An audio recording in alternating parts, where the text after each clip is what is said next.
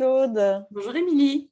je suis ravie qu'on prenne ce temps ensemble pour échanger sur la supervision et sur ton expérience de la supervision. Mmh. Donc, Marie-Claude, on travaille ensemble sur la supervision déjà depuis 1 an et demi à peu 1 an et près? demi. OK, Ouais. super. Et du coup, eh ben, je me dis que tu as du recul, du vécu, de cette expérience. Hem, J'aimerais bien revenir déjà avec toi, si tu veux bien, sur la vision que tu avais de la supervision avant de vivre toi-même. Quelle vision tu en avais et qu'est-ce qui a changé avec l'expérience que tu as vécue, avec Alors moi? déjà, je t'avouerai qu'avant que je connaisse l'expérience, pour moi la supervision, c'était, tu allais m'apporter des outils Mmh. et puis j'allais progresser. En fait, c'était plus pour moi comme une formation finalement sur des pratiques, sur des outils Mmh. et puis finalement, oui, on aborde des outils, mais finalement pour moi, c'est totalement autre chose. Mmh. La supervision, moi, aujourd'hui, après avec le recul et avec mes différentes expériences que j'ai pu avoir, moi, je la vois vraiment comme un échange de pratiques, en fait. Hem, je suis sur un métier humain, puisque j'accompagne des Mmh. personnes dans leur transition professionnelle et puis, ben, qui dit métier humain dit émotion, dit, imprévu, dit beaucoup de Oui, choses et du coup, bah, des fois, il peut arriver qu'on se retrouve face à des problématiques oui. où on se dit, ben, on est aussi des indépendants, donc on travaille aussi des fois seuls, dans Toi, notre tu es parcours. indépendante, tu travailles, Oui, tout à effectivement fait. Moi, je suis, dans cette situation. j'ai une petite structure et en fait, je suis consultante en bilan de compétences et en transition professionnelle et je suis aussi formatrice, sur des thématiques de ressources humaines, de techniques de recherche d'emploi et tout ça. Et puis, c'est vrai que, bah, quand on est indépendant, on a souvent ce sentiment, des fois, d'être seul. Bon, Mmh. aujourd'hui, Mmh. avec le recul, je me suis aussi beaucoup entourée. Je fais des partages, avec des confrères, avec Mmh. des personnes qui font le même métier que moi. Mais à l'époque, quand je t'ai rencontrée, bah, on sortait des confinements, en plus. Mmh. Il y avait beaucoup de stress dans les accompagnements, des gens qui étaient en burn-out, des gens qui étaient en Ouais. souffrance. Et puis, on m'a toujours dit que dans les métiers de l'accompagnement, dans les métiers humains, il fallait aussi, nous, en tant Mmh. qu'accompagnateurs, apprendre à se protéger. Et du coup, bah, c'est vrai que je me suis retrouvée face à des problématiques que, bah, on se dit, bah, c'est pareil, on est dans des domaines où c'est confidentiel, on n'ose pas toujours en parler Mmh. sur Mmh. certaines choses. Et du coup, je me suis dit, bah, il serait peut-être bien que moi-même, je puisse aller parler des problèmes que je puisse rencontrer. Pas forcément des problèmes d'outils, parce que finalement, quand on Mmh. regarde bien, ce n'est pas les problèmes d'outils qu'on aborde, mais des problèmes qu'on peut rencontrer sur bah, des façons d'accompagner, sur des problématiques que les gens rencontrent et sur lesquelles, des fois, on ne sait pas toujours apporter des solutions. Donc, je dirais qu'aujourd'hui, ça m'a permis aussi de gagner en légitimité, parce que, Oui. avec tous les échanges qu'on a pu avoir aujourd'hui, je dirais que je sais plus aborder les choses et puis bah, de gagner dans ma pratique professionnelle. Parce que ben, moi, mon métier, je le fais depuis 3 ans environ. Mmh. Et puis, ben, quand on est jeune débutant, ben, on se pose aussi des questions et on se dit, est-ce qu'on le fait bien, est-ce qu'on ne le fait pas bien? Donc, le fameux Mmh. syndrome de l'imposteur, dont moi Mmh. aussi j'ai été victime. Mais en tout cas, cette supervision m'a aussi appris à, je dirais, à moi-même grandir dans mon métier, dans mes Mmh. pratiques. Mmh. Tu dis quand la porte d'entrée quelque part, la motivation et la représentation que tu en avais, c'était, la recherche d'outils et qu'au fond, c'est pas ça, c'est un travail sur ta pratique professionnelle plus globale, Mmh. hein? C'est tout à Heu, fait ça, ouais. ouais, hein. Et parce que souvent tu m'as dit: «J'essaie d'en parler autour de moi» et c'est assez compliqué d'en parler parce que ça se vit, c'est une expérience que tu vis, et tu te confrontes aussi aux représentations qu'on peut avoir de la supervision avec, un expert tout puissant qui te donnerait, des outils, des manières de faire. Or c'est pas tout à fait ça que tu vis avec Non, moi. non, c'est pas ça en fait. Moi, je pensais que, j'allais te soumettre des problèmes que je Mmh. rencontrais et que tu allais me dire: «Bah, Marie-Claude, tu devrais plutôt faire ci, tu devrais plutôt faire ça». Finalement, on n'est pas du tout dans l'injonction. On est Mmh. vraiment centré sur, bah, aussi sur mes valeurs, sur la façon dont j'accompagne les gens parce que Mmh. moi, je pars du principe aussi que les gens, c'est eux qui doivent aussi trouver leurs propres solutions et en fait, c'est ce que tu me fais faire aussi Mmh. lors de mes supervisions. Mmh. On n'est pas dans le tu dois faire ci, tu dois faire ça, loin de là, parce que Mmh. finalement, mes solutions, finalement, c'est moi qui les trouve par moi-même, Oui.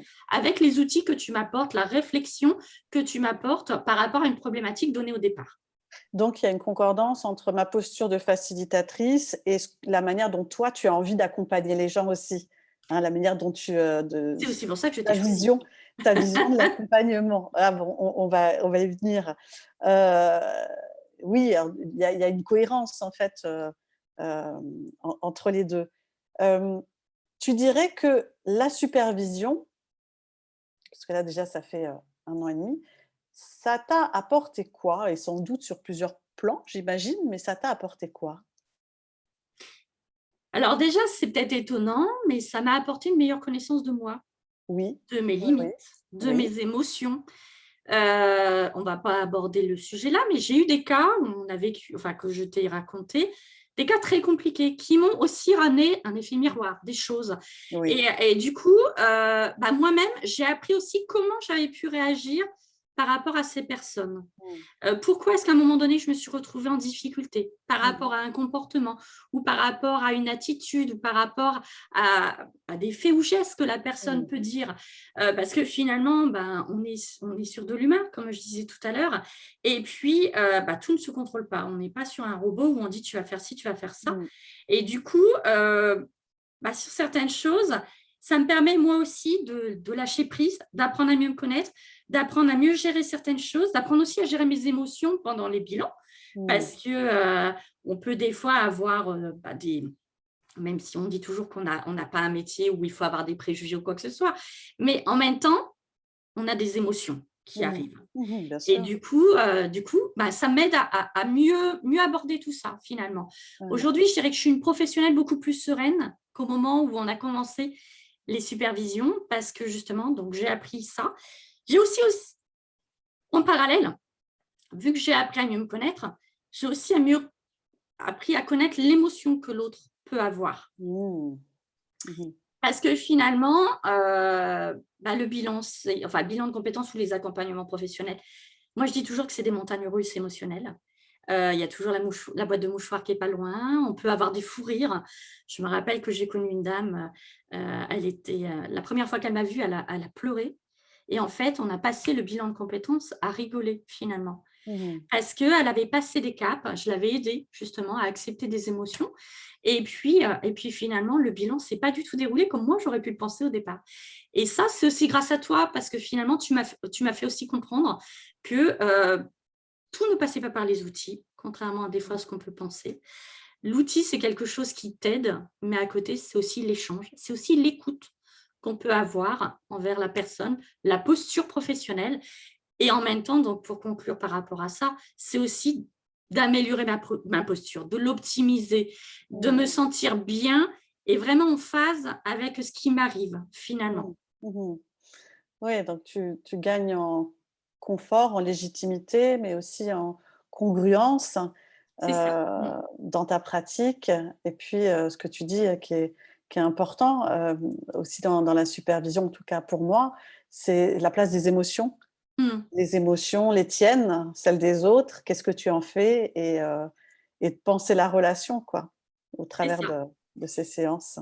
Penser ta posture, penser, mmh et pas, penser ta méthodologie, mais pas uniquement ça, aussi. Pas uniquement ça, parce que je ne Ouais, sais pas si tu te rappelles, notre premier échange, j'étais venue chercher en toi justement des outils, une méthodologie. ouais. Et en fait, à l'époque, tu m'as fait relativiser par rapport à tout ça. Et finalement, j'ai compris que des fois, on pouvait très bien faire, entre guillemets, des séances aussi de bilan de compétences sans avoir aucun outil, mais être simplement dans l'écoute, dans l'échange, dans le Mmh. partage et que l'écoute active est déjà un outil en soi. Voilà, que l'outil, c'est toi et la relation et le Tout à fait. type de relation que tu instaures. Mmh.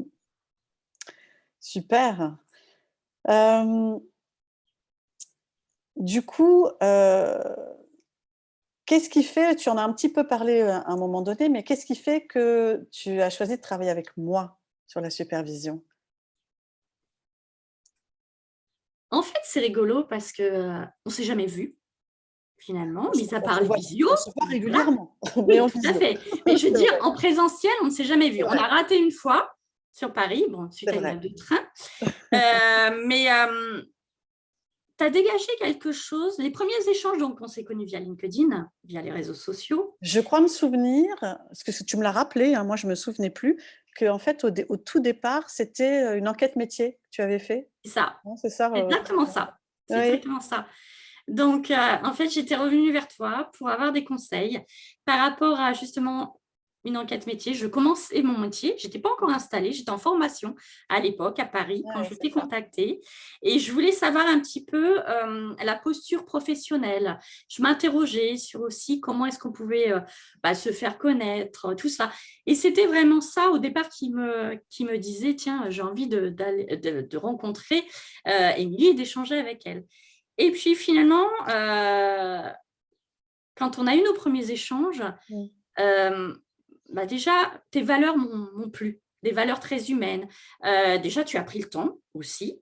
Je me rappelle, à l'époque, une enquête métier, souvent, ça dure une demi-heure. On est resté 2 heures C'est ensemble. vrai? Oui, Écoute, tout à fait. On est resté 2 heures 2 heures. ensemble.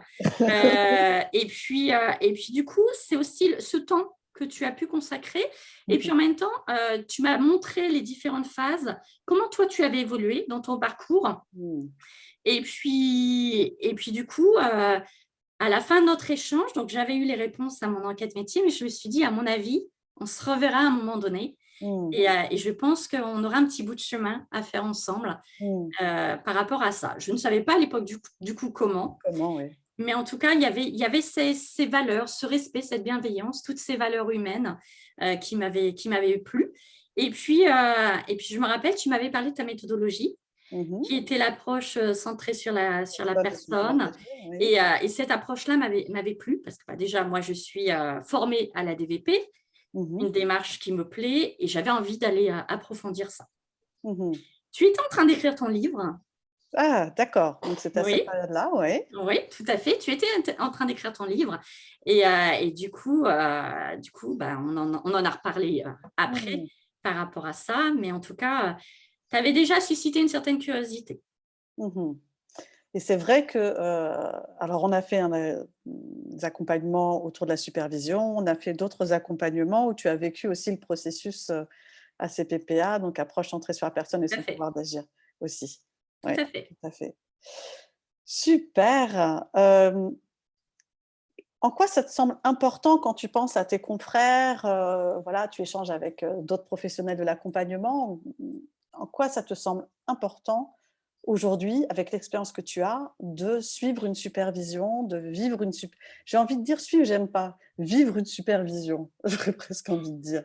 Je pense plus que c'est, comme tu dis, c'est plus un vécu Mmh. finalement. Parce que, comme je te disais, tant qu'on ne l'a pas vécu, on ne peut pas savoir ce que c'est. Mmh. Je me rappelle que j'ai eu la chance de vivre une première supervision parce que j'ai acheté aussi ton livre et qu'on a la Mmh. possibilité de vivre l'expérience. Et du coup, je me Ouais. rappelle, je m'étais préparé des choses, tout ça.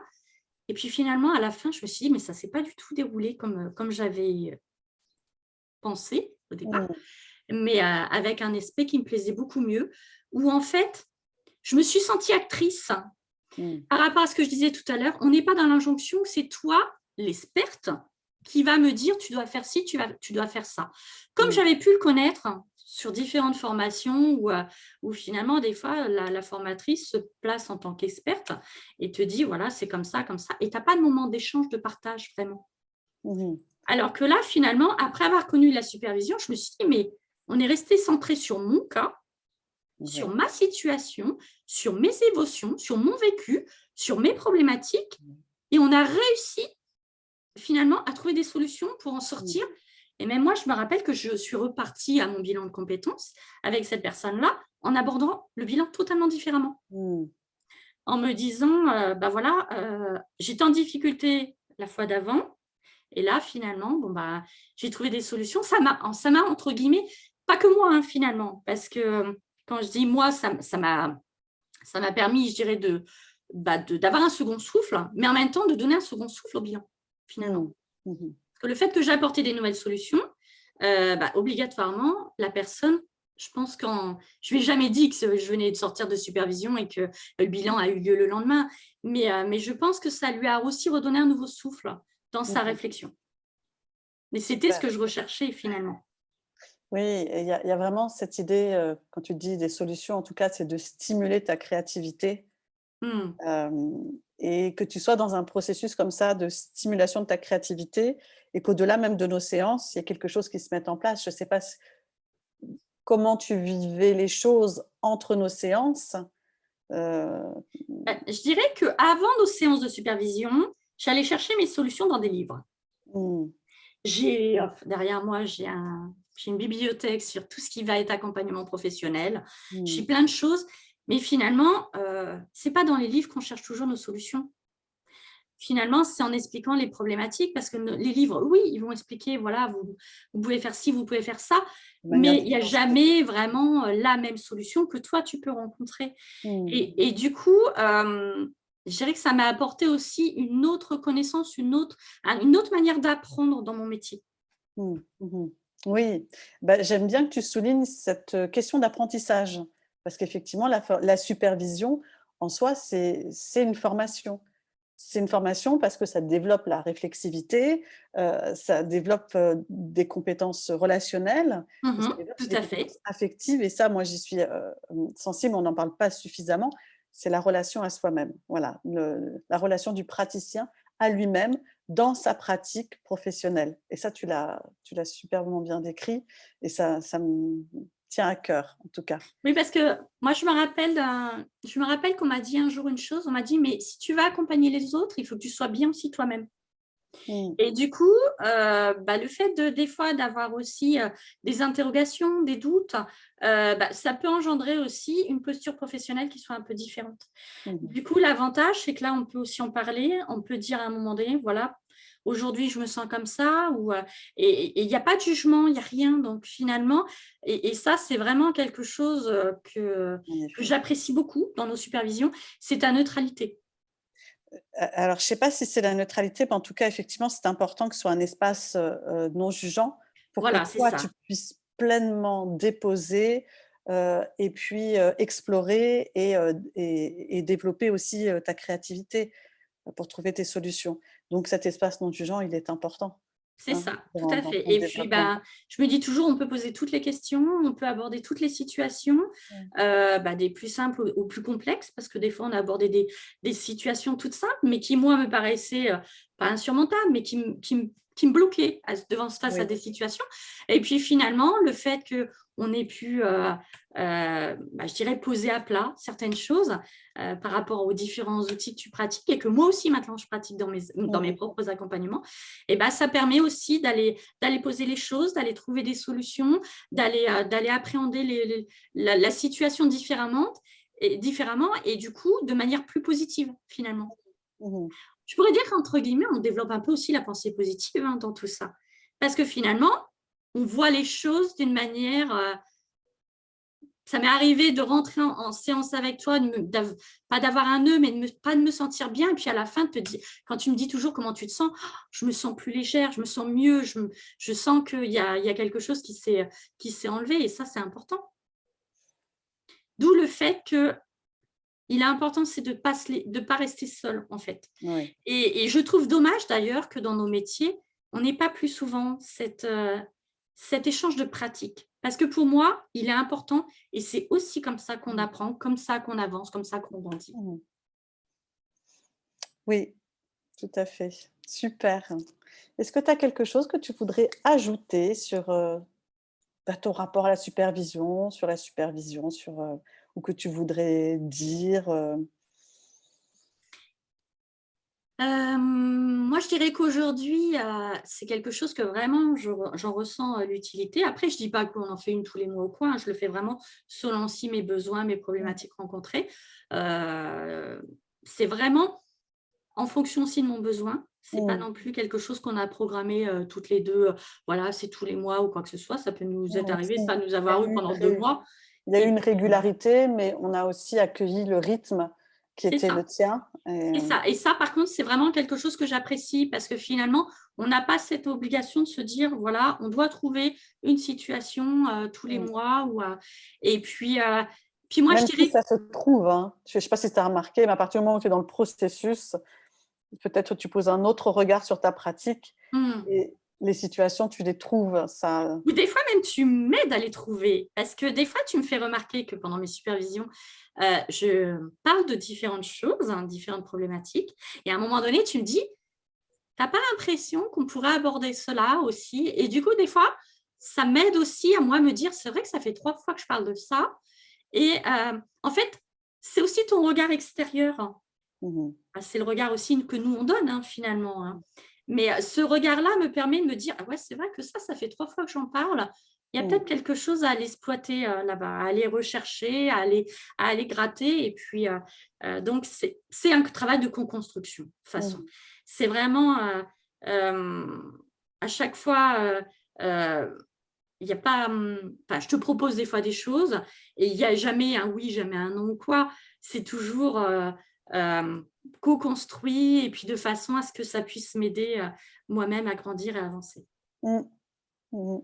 En tout cas, moi, je suis ravie de t'accompagner sur ce chemin et ce développement qu'est le tien. Moi, je Voilà. suis ravie qu'en tout cas nos chemins se soient Ouais. croisés via une rencontre Croisés, virtuelle recroisés. finalement. Ouais, c'est vrai. Mais un jour, on se verra en vrai, je suis Oui. sûre. Voilà.